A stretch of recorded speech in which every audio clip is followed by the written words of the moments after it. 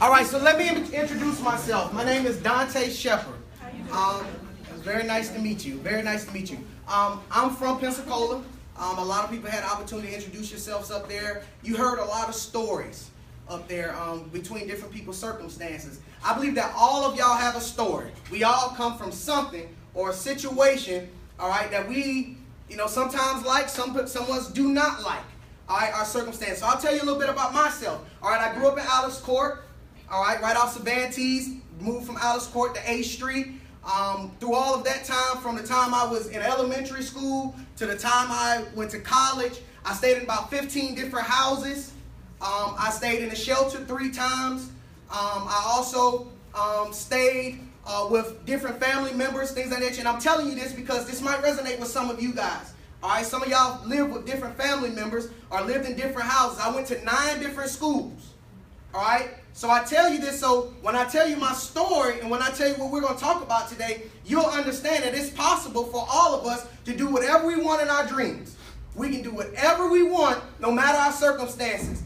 We can't do anything about our situation when we're a child. I can't do anything about my mother being a drug addict. I can't do anything about my mother being a prostitute. I can't do anything about me not meeting my father until I was 30 years old and we look identical.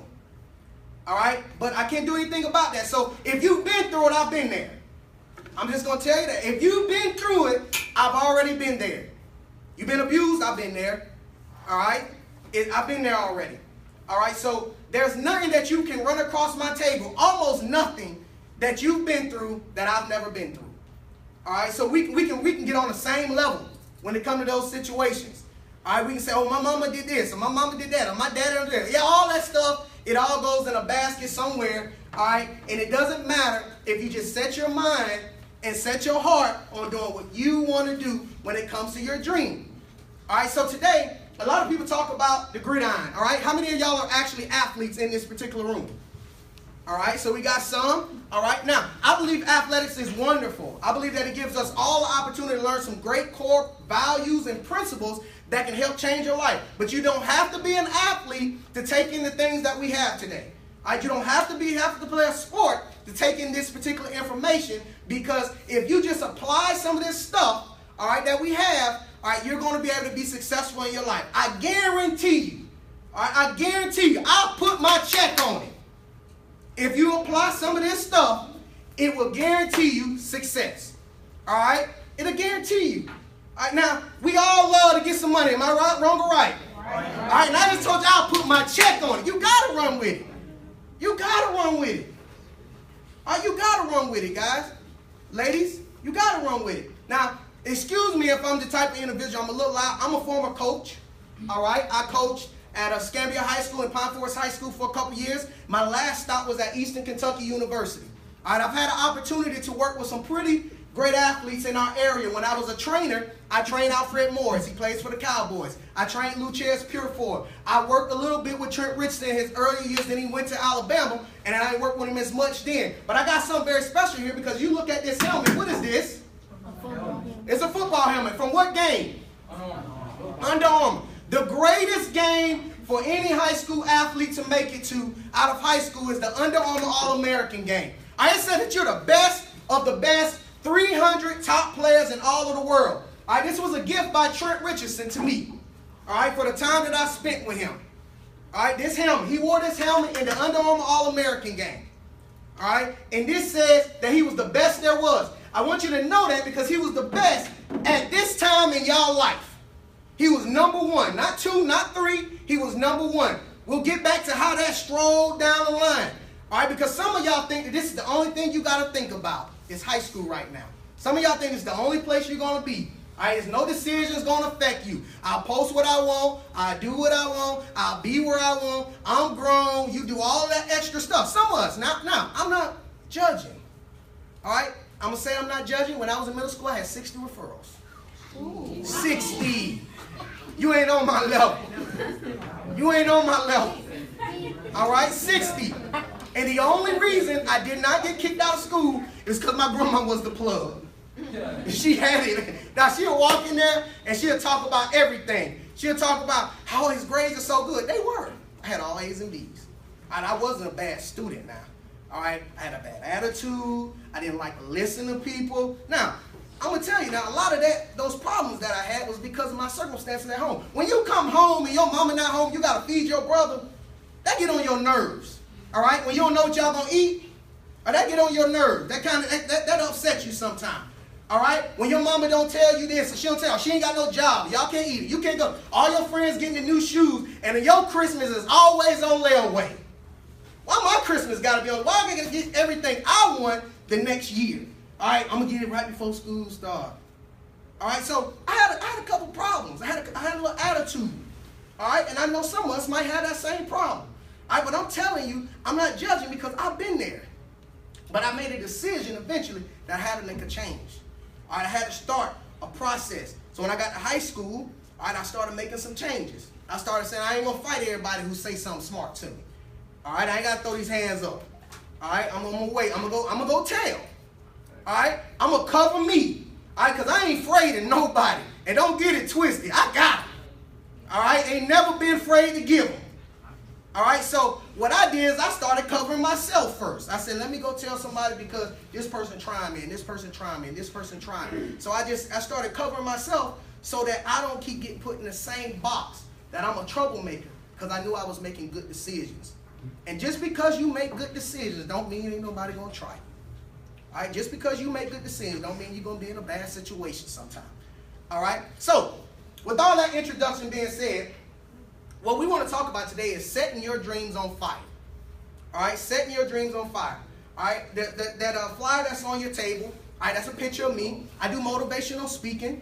All right, started about a couple of years ago. I got some different ones on YouTube. I go to football camps, a lot of sports camps, and usually speak to people.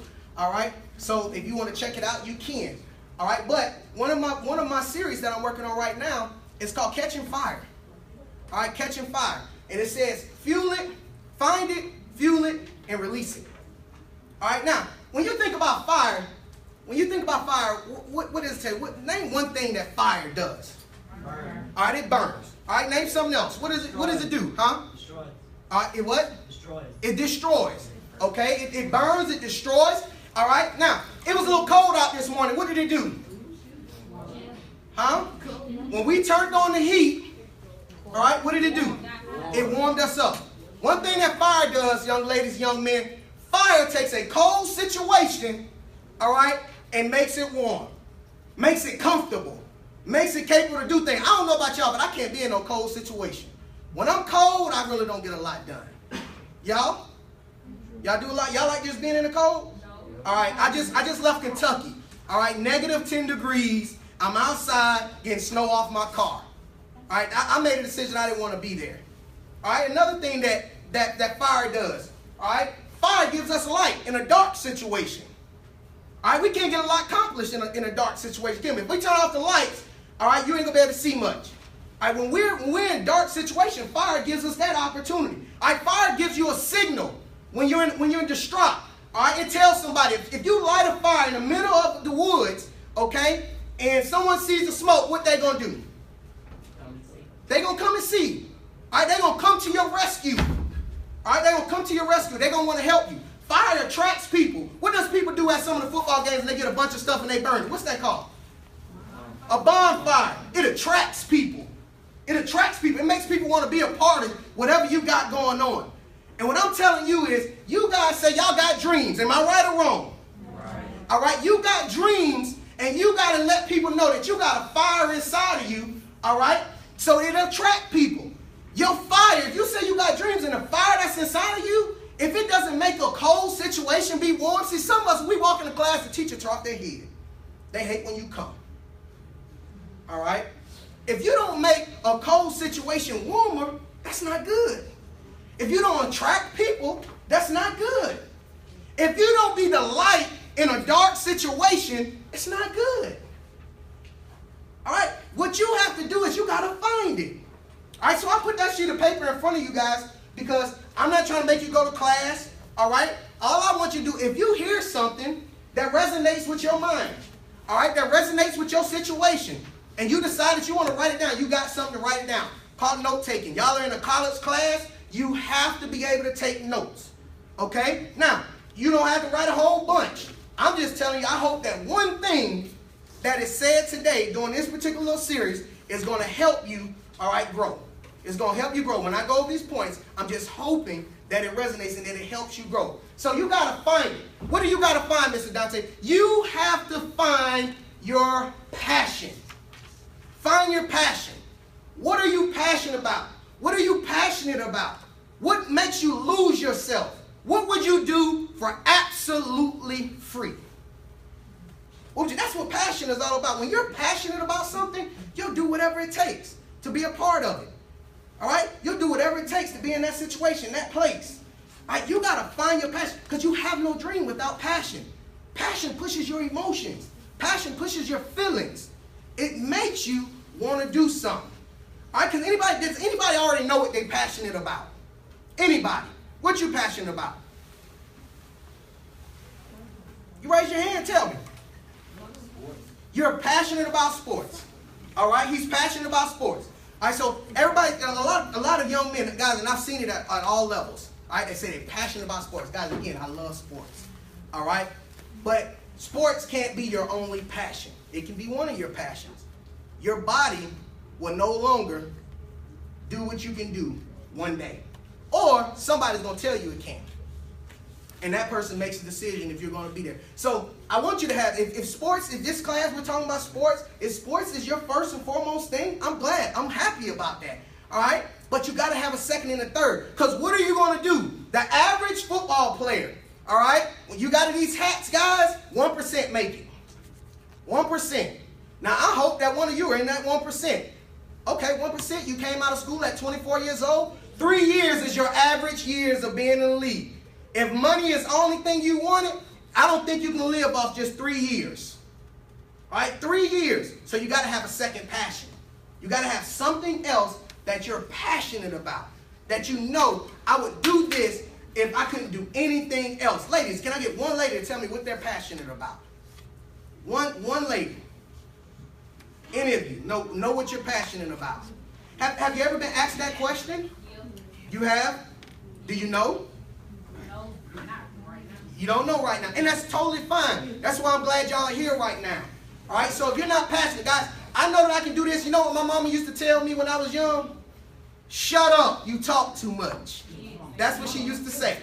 All right? So I hope one of y'all got the same problem so y'all can do what I love to do. I'm passionate about doing this.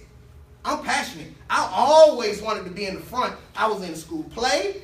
All right? If I was on a team, I wanted to be the leader of the team. I want to do speeches at church. I've always wanted to be in the front. I taught students. I taught at Warrenton, taught at Escambia. When I was there, I told the students, I said, guys, you know why I wanted to be a teacher? It's because I got my own audience, and you got to listen to whatever I say while you're in my classroom. So I knew this was a passion of mine. All right, and it fueled a lot of other things. All right, so you got to understand, it got to be a part of your passion. Now, passion is usually a part of your talent. Find out, what are you good at? Ask yourself. What are you good at? Not just running the football. What are you good at? Not just shooting the basketball. What are you good at? Not just dancing. All right? Not just that. Okay? All right? Now, I can dance, man. Don't get it twisted. Don't get it twisted. All right? Now, don't make me play it. We go at it when y'all want some. All right? Now, guys, you got to understand this, that you find it. Find it. Someone say it for me. Say it. Find it. Find it. Find it. Find it. Find my passion. Find my passion. You gotta find your passion. And after you find your passion, whatever you wake up to, whatever you want to do every single day, you gotta find your purpose. You gotta find your purpose. Passion and purpose is two different things. Passion and purpose. Passion, all right? An intense desire, enthusiasm for something. Purpose, the reason I'm here. The reason I'm here. See, I figured it out. A couple years ago, I figured it out. The reason I'm here is because of y'all. That's it. This is all I like to do. I love to be around young people. All right? Trying to say something good that might light a fire in your life that'll make you go for your dreams. That's all. That's what I like to do. So everything I do is part of that. I'm a youth pastor at my church. I love that. I coach football and sports. I love that. All of that got something in common. All right? I know what I'm here for. You got to figure out what you're here for. Why did the good God make you? All right? And if your purpose is to make this, it's a waste.